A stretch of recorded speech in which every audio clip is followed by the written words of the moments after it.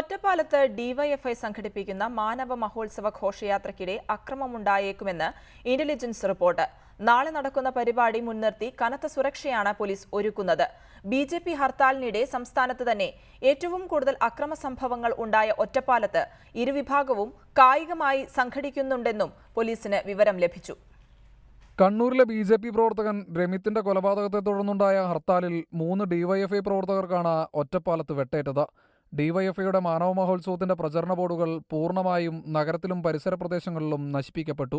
തിരിച്ചടിയെന്നോണം വരോട് ലക്കിടി മേഖലകളിൽ RSSന്റെ കൊടിതോരണങ്ങളും പ്രചാരണങ്ങളും തകർക്കപ്പെട്ടു.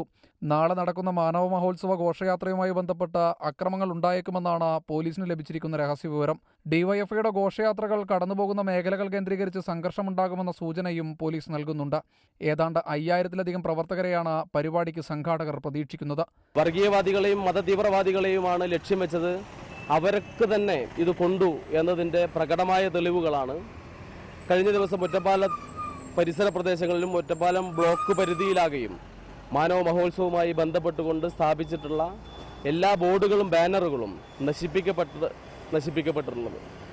നമുക്കറിയാം, ഇതിൽ അസഹിഷ്ണുക്കളായ വർഗീയവാദികൾ മാനവ മഹോത്സവത്തെ തകർക്കുന്നതിന് വേണ്ടിയുള്ള ബോധപൂർവമായ ശ്രമങ്ങളാണ് ഒറ്റപ്പാലത്തും പരിസര പ്രദേശങ്ങളിലും ആകെ നടത്തിയിട്ടുള്ളത്. ഘോഷയാത്രകൾ ആരംഭിക്കുന്ന കണ്ണിയമ്പുറത്തും ചുനങ്ങാട് റോഡും തുടങ്ങി KAP AR ക്യാമ്പുകളിലെ സായുധ പോലീസിനെ നിയോഗിക്കാനാണ് തീരുമാനം.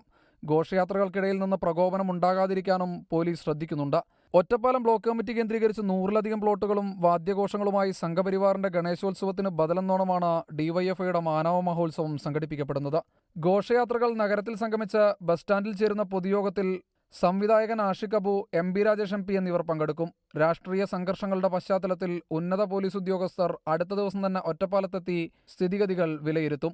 ശ്രീജിത്ത് ശ്രീകുമാരൻ, റിപ്പോർട്ടർ, പാലക്കാട്.